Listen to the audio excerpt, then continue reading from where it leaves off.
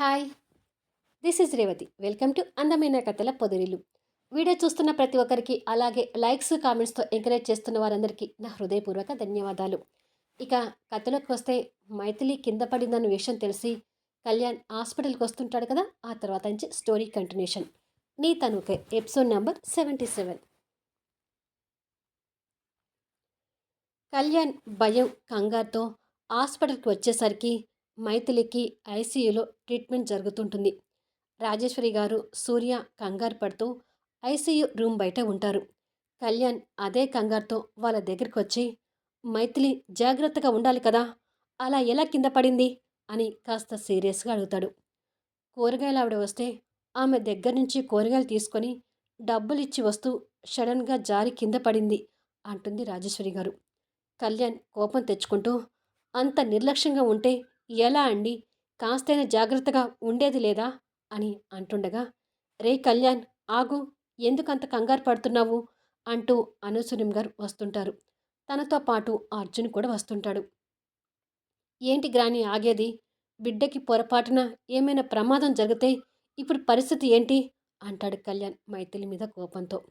అర్జున్ కాస్త కోపంగా చూస్తూ, నీ బిడ్డే కాదు, ఇలాంటి సిచ్యువేషన్లో మైథిలి కూడా ప్రమాద పరిస్థితిలోనే ఉంటుంది. నువ్వు నీ బిడ్డ గురించి ఆలోచిస్తున్నావు కానీ మైథిలి గురించి ఆలోచించడం లేదు అంటాడు. ఆ మాటకి కళ్యాణ్ సైలెంట్ అయిపోతే రాజేశ్వరి గారు కన్నీళ్ళు పెట్టుకుంటూ, ఏంటో మా మైథిలికి ఈ పరిస్థితి, మా కోసమే కదా, మనసుకి కష్టమైనా అద్దె గర్భానికి ఒప్పుకుంది. ఓ రకంగా చెప్పాలంటే నా కూతురు ఈ ప్రమాద పరిస్థితిలో ఉండటానికి మేమే కదా కారణం అంటూ బాధపడుతుంది. సూర్య కూడా అదే దిగులుగా ఉంటాడు. అన్నీ తెలిసిన అర్జున్ వాళ్ళ బాధకి చలించిపోతూ కళ్యాణ్ వైపు కోపంగా చూస్తుంటాడు. కళ్యాణ్కి అర్జున్ కోపం అర్థమై నేల చూపులు చూస్తుంటాడు. ఇంతలో డాక్టర్ రమాదేవి బయటకు వస్తుంది. కళ్యాణ్ ఫాస్ట్గా డాక్టర్ దగ్గరికి వెళ్ళి, తల్లి బిడ్డకి ఎలా ఉంది డాక్టర్ అని అడుగుతాడు. ఇప్పుడే పూర్తిగా ఏమీ చెప్పలేను కళ్యాణ్ గారు, తను కింద పట్టడం వల్ల నొప్పితో ఇబ్బంది పడుతుంది. అయినా ప్రమాదం నుంచి తల్లి కోలుకుంటుంది కానీ ఇక లోపల బేబీ పరిస్థితి ఎలా ఉంటుందనేది కొన్ని టెస్టులు అయ్యే వరకు చెప్పలేం. కాకపోతే మీరు ఏది జరిగినా గుండె నిబ్బరంతో ఉండాలి అని అంటుంది. కళ్యాణ్ షాకే చూస్తూ, ఏది జరిగినా అంటే బేబీకి ఏమైనా ప్రమాదమా డాక్టర్ అని భయంగా అడుగుతాడు. డాక్టర్ ఇబ్బందిగా చూస్తూ, ప్రమాదమా అంటే మైథిలికి అబార్షన్ జరిగే ఛాన్సెస్ ఉన్నాయి. లోపల బేబీకి ఏదైనా ప్రమాదం వాటిల్లితే అబార్షన్ తప్పదు. సో బేబీని కాపాడలేకపోవచ్చు అని బాధగా చెప్పి వెళ్తుంది. డాక్టర్ మాటలతో అందరూ దుఃఖంలోకి వెళ్తే కళ్యాణ్ ఒక్కసారిగా కృంగిపోయి అక్కడున్న చైర్లో కూలబడతాడు. వెంటనే కళ్యాణ్కి చెరొక పక్క అనసూయం గారు, అర్జున్ వచ్చి చేరతారు. వీళ్ళ మాటలు చాటుగా విన్న ఈశ్వర్ మాత్రం చాలా సంతోషపడుతుంటాడు. అంతకుముందు కళ్యాణ్ మీద కోపగించుకున్న అర్జున్ కళ్యాణ్ అలా కుంగిపోవడం చూసి బాధపడుతూ, రే కళ్యాణ్, ఏమిట్రా అలా అయిపోతున్నావు అంటాడు. కళ్యాణ్ కన్నీళ్ళు పెట్టుకుంటూ, బేబీకి ఏమైనైతే నేను తట్టుకోలేనురా, నా బేబీ ప్రాణాలతో ఉండాలిరా గ్రాని, నాకు నా బేబీ ప్రాణాలతో కావాలి. ఇన్ని రోజులుగా పుట్టబోయే బిడ్డ మీద ప్రాణాలే పెట్టుకున్నాను. ఇప్పుడు ఆ బిడ్డకి ఏమైనైతే నేను అసలు తట్టుకోలేను గ్రాని అంటాడు. కళ్యాణ్ అలా కన్నీళ్ళు పెట్టుకోవడం చూసి రాజేశ్వరి, సూర్య కూడా చలించిపోతుంటారు. అనసూయం గారు కూడా బాధపడుతూ, ఏంటి కళ్యాణ్ ఈ కన్నీళ్ళు, ఇలా కృంగిపోతే ఎలా చెప్పు, దేవుడి మీద భారం వేసి కూర్చో, నీ బిడ్డకి ఏమీ కాదు అని అనసూయం గారు ధైర్యం చెప్తుంటారు. అవునరా కళ్యాణ్, ఛాన్సెస్ అన్నారు కానీ కన్ఫామ్గా చెప్పలేదు కదా, నీకు పుట్టబోయే కొడుకు నిన్ను మించినవాడు అవుతాడని అనుకున్నాం. అందుకే కడుపులో ఉండగానే వాడు అతని ప్రతాపం చూపిస్తున్నాడు. ఇంకొక 3 నెలల్లో వాడిని చేతుల్లో చూస్తాను చూడు అని అర్జున్ కూడా కళ్యాణ్కి ధైర్యం చెప్తుంటాడు. కానీ కళ్యాణ్కి ఎవరి మాటల వల్ల కూడా ఆ బాధ తగ్గడం లేదు. అంతే కన్నీళ్ళు పెట్టుకుంటూ కూర్చొని, ఇలాంటి సమస్యలు వస్తాయనే భయంతోనే మైథిలిని మన ఇంటికి తీసుకెళ్దామని అన్నాను గ్రాని. కానీ నువ్వు గ్రాని, మైథిలి గాని నా మాటను వినిపించుకోలేదు. ఇప్పుడు చూడు ఏమైందో, నా బిడ్డకి ఏదైనా జరగరానిది జరిగితే మైథిలి ఇప్పుడు నాకేం సమాధానం చెప్తుంది అంటాడు కోపంగా. రాజేశ్వరి కన్నీళ్ళు పెట్టుకుంటూ, మైథిలి కావాలని చేయలేదు కదా బాబు, అనుకోకుండా జరిగిపోయిన దానికి మైథిలి ఏం చేస్తుంది అని అంటుంది. అవును సార్. మా అక్క మీ బేబీ విషయంలో చాలా కేర్‌గా ఉండేది. అసలు అక్క అలా ఎలా పడిందో అర్థం కావట్లేదు అంటాడు సూర్య. కేర్‌గా చూసుకుంటుందని మీరంటున్నారు. కానీ ఉపయోగం ఏముంది? ఇప్పుడు చూడండి తన మొండితనం వల్ల నా బేబీ ప్రాణాల మీదకి తీసుకొచ్చింది. నేను చెప్పినట్టుగా విని మా ఇంటికి వచ్చి ఉంటే ఇలా ప్రమాదం జరిగి ఉండకపోయేది కదా! అంటాడు కళ్యాణ్ బాధపడుతూ. అలా మాట్లాడకు కళ్యాణ్. ప్రమాదం జరగాలని ఉంటే అది ఎక్కడన్నా జరుగుతుంది. దేవుణ్ణి నమ్ముకొని నీ బేబీకి ఏమీ కాదనే ధైర్యంతో ఉండు అంటుంది అనసూయం గారు. ఆ క్షణంలోనే కళ్యాణ్కి కాస్త దూరంలో వినాయకుడి కనిపిస్తుంటాడు. పేషెంట్కి సంబంధించిన వాళ్ళు వినాయకుడి దగ్గరికి వచ్చి దండం పెడుతూ మనసులో ఉన్న బాధని చెప్పుకుంటూ యోగక్షేమాలు కావాలని కోరుతుంటారు. కళ్యాణ్ అది చూసి ఆ వినాయకుడి దగ్గరికి వెళ్తుంటాడు. ఐసీయూలో ఉన్న మైథిలి నొప్పితో బాధపడుతూనే నా బేబీకి ఏమీ కాకుండా చూడండి డాక్టర్. ఎలాగైనా బేబీని ప్రాణాలతో బతికించండి అని కన్నీళ్ళు పెట్టుకుంటూ వేడుకుంటుంది.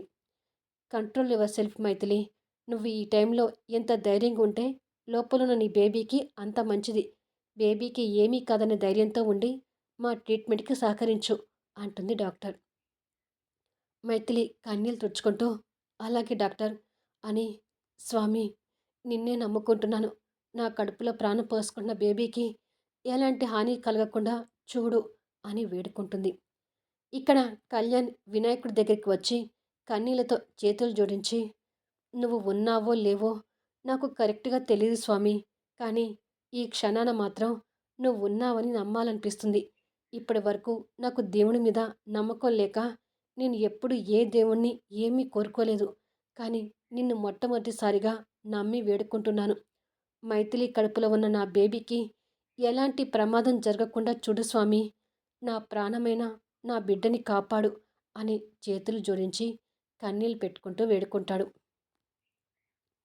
కళ్యాణ్ అలా వేడుకుంటుండగానే అర్జున్, అనసూయం గారు, రాజేశ్వరి, సూర్య కూడా కళ్యాణ్కి ఇరుపక్కల చేరి తల్లి బిడ్డ ప్రమాదం నుంచి బయటపడేయమని కోరుకుంటారు.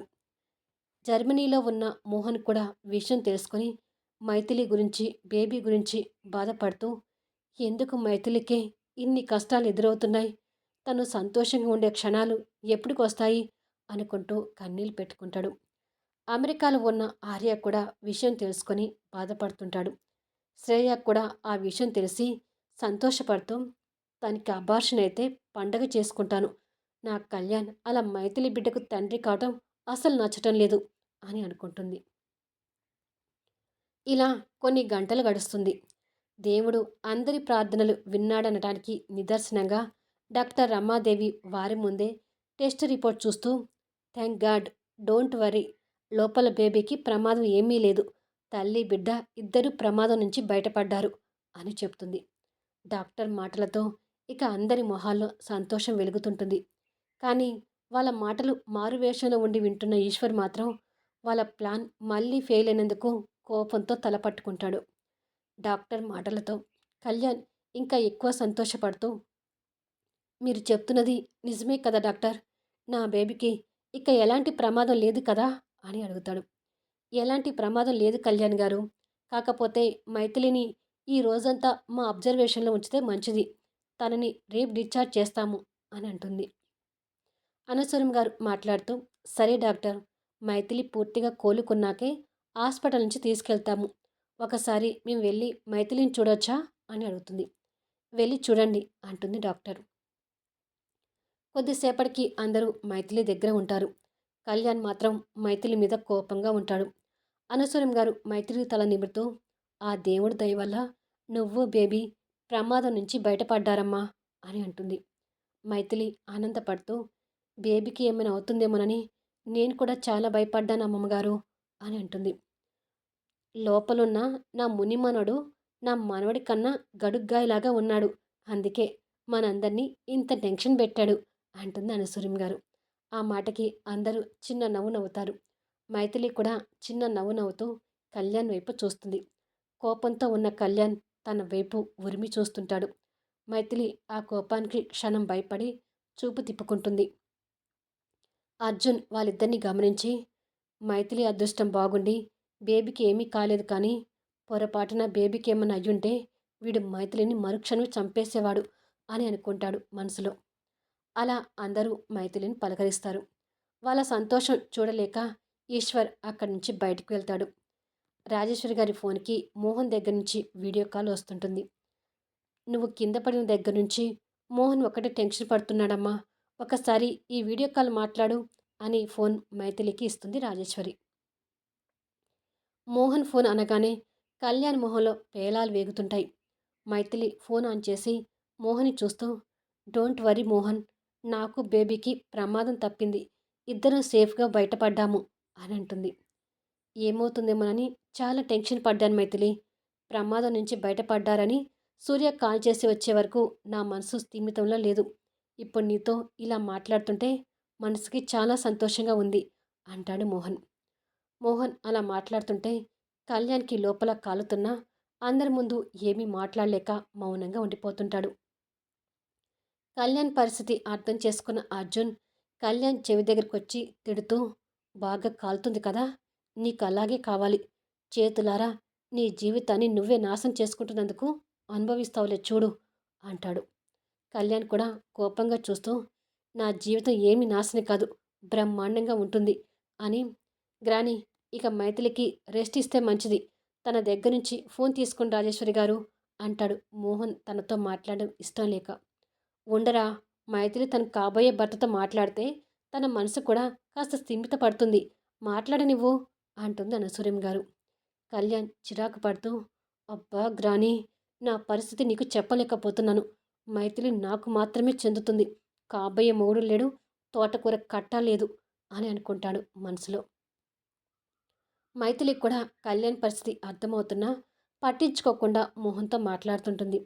కొన్ని క్షణాల తర్వాత డాక్టర్ రమాదేవి వచ్చి, ఇక మైథిలికి రెస్ట్ ఇవ్వండి, దయచేసి అందరూ బయట ఉండండి అని అంటుంది.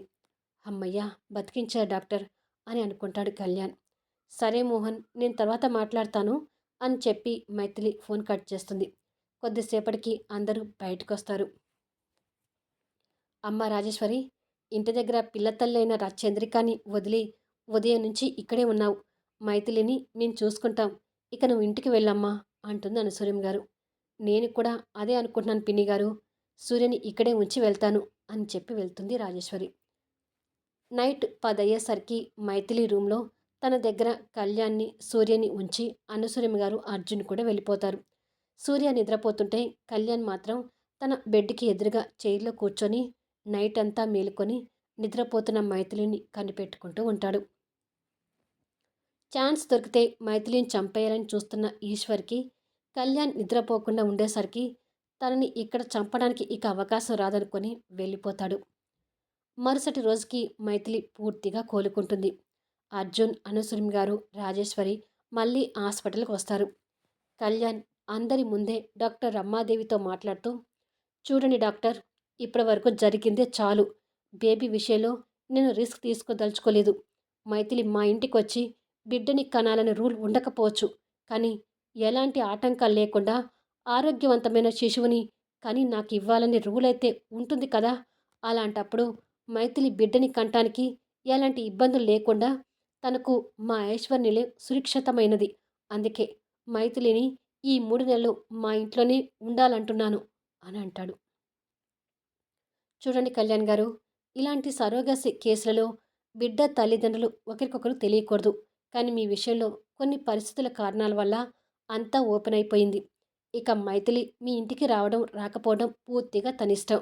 కాకపోతే తనని బలవంతంగా ఫోర్స్ చేయడం కరెక్ట్ కాదని నా అభిప్రాయం అంటుంది డాక్టర్ రమాదేవి. బెడ్ మీద ఉన్న మైథిలి ఆ మాటలని మౌనంగా వింటూ ఉంటుంది. పెళ్ళి కావాల్సిన అమ్మాయిని ఒకరింటికి ఎలా పంపిస్తాం బాబు అంటుంది రాజేశ్వరి గారు. అసలే కోపంలో ఉన్న కళ్యాణ్కి ఆ మాటలు ఇంకా విసుగు తెప్పిస్తుంటాయి. అనసూయం గారు మాట్లాడుతూ, ఇలా అంటున్నానని తప్పుగా అనుకోవద్దు రాజేశ్వరి. మైథిలికి ఇలా జరిగిన దగ్గర నుంచి నేను కూడా కంగారు పడుతూనే ఉన్నాను. ఏదో దేవుడి దయ వల్ల మైథిలికి బేబీకి ఏమీ కాలేదు, కానీ అదే ఏదైనా జరగరానిది జరిగి ఉంటే మన 2 కుటుంబాలు ఎంత బాధపడి ఉండేవో ఒకసారి ఆలోచించు. మా కళ్యాణ్ అన్నాడని కాదు, కానీ ఈ 3 నెలలు మైథిలి మా ఇంట్లో ఉండటమే కరెక్ట్ అని నా అభిప్రాయం కూడా. మైథిలిని నా సొంత మనవరాలిగా చూసుకుంటాను రాజేశ్వరి. దయచేసి బిడ్డని కనే వరకు మైథిలిని మా ఐశ్వర్య నిలయానికి పంపించు అంటుంది రిక్వెస్ట్గా. అర్జున్ మాట్లాడుతూ, అమ్మ మైథిలి, ఎంతో రిస్క్ తీసుకొని ఈ అద్దె గర్భానికి ఒప్పుకున్నావు. నీ మీద ఎలాంటి చిక్కులు ఒత్తిడి పడకుండా ఉండాలంటే ఈ 3 నెలలు ఐశ్వర్య నిలయానికి వచ్చి అమ్మమ్మ గారి పర్యవేక్షణలో ఉండమ్మా అంటాడు. వాళ్ళ మాటలకు మైథిలి ఏమీ మాట్లాడకుండా మౌనంగా ఉంటుంది. డాక్టర్ రమాదేవి మాట్లాడుతూ, కొద్దిసేపు మైథిలికి ఆలోచించడానికి టైం ఇవ్వండి, తన్ని కాస్త ఒంటరిగా ఉండనివ్వండి అని అంటుంది. కొద్దిసేపటికి మైథిలి దగ్గర డాక్టర్ రమాదేవి తప్ప అందరూ వెళ్ళిపోతారు. చూడు మైథిలి, బేబీ విషయంలో ఎలాంటి ఆటంకాలు కలగకుండా నువ్వు మాట పడకుండా ఉండాలంటే నువ్వు కళ్యాణ్ గారింట్లో ఉండటమే కరెక్ట్ మైథిలి. నువ్వు వాళ్ళ పర్యవేక్షణలో ఉన్నప్పుడు ఏదైనా రిస్క్ వచ్చినా అది పూర్తిగా వాళ్ళ బాధ్యతే అవుతుంది. అలా కాదని నువ్వు వాళ్ళ నిర్ణయానికి ఒప్పుకోకుండా రేపేదైనా రిస్క్ అయితే మాత్రం చట్ట ప్రకారం నువ్వు తీసుకున్న డబ్బు తిరిగి ఇవ్వాల్సి వస్తుంది. 3 నెలల కోసం నువ్వు రిస్క్ తీసుకోపోతేనే మంచిదని నేను అనుకుంటున్నాను. తర్వాత నీ ఇష్టం మైథిలి అని చెప్పి వెళ్తుంది డాక్టర్.